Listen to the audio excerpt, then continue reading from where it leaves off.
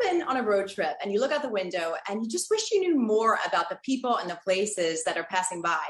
This is the premise of a relatively new travel app called HearHere. And what it does is it sends travelers short audio stories directly to their phones when they come into the vicinity of a place that has a great backstory. Now, when I found out that Kevin Costner was one of the co-founders, I was really intrigued because I don't necessarily associate him with the travel industry. But when I sat down to speak with him about how the app works and about how it meshes with his love for storytelling and history, the venture made a lot of sense. This is what he had to say. Well, I've been a part of 3 or 4 startups in my life, and it's always a struggle. You don't anticipate, half the things that come at you. You just know it's going to be a struggle. It's always a miracle when a good idea actually even gets to where it wants to be. And I just started with the fundamental idea that I thought this was a really good idea.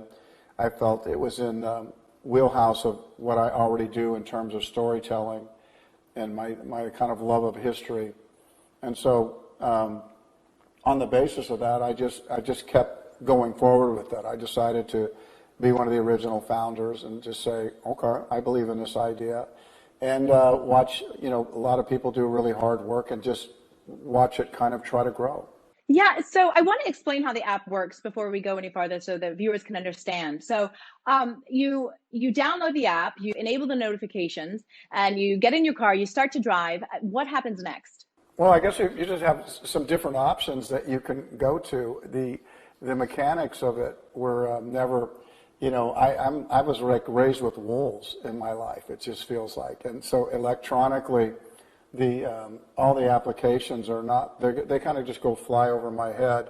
I came at this with the idea that I'm the guy that driving around America or wherever, but in America specifically, when you see those bronze markers along the way, that I want to stop.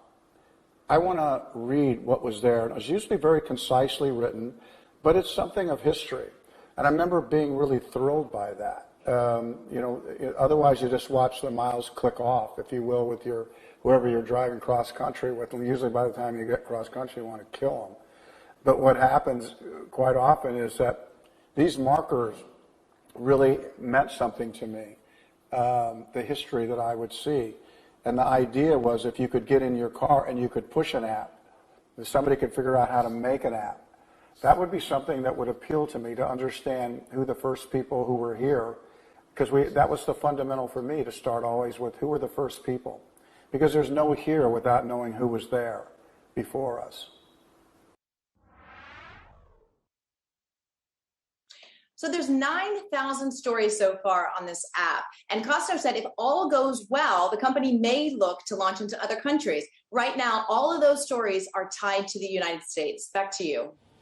Yeah, I'm just on the website right now, Monica, and it looks fantastic, actually. Crystal Cave, Sequoia National Park, Secret Underground World, Shell Money, the most precious currency of the Redwood Empire's first people.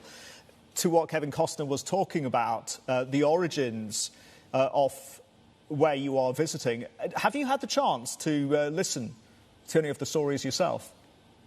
I did, yeah. So, the app is really designed for people taking road trips in the United States, but anybody can download it. And the stories that I listened to were really quite vast. It was everything from American Civil War battlefields to Janis Joplin to the music scene in Nashville, Tennessee. But when I spoke with Costner, he was very clear that there were 2 topics that he was most interested in discussing. And that is the stories of the people that first inhabited North America. Now, this is the subject of his Academy Award-winning movie Dances with Wolves, which he starred in, directed, and produced. And the other thing that he mentioned is that he wants to tell the complete history of the United States, including the most unflattering parts. In his words, it's more embarrassing to not know that these stories exist than it is to talk about them out loud.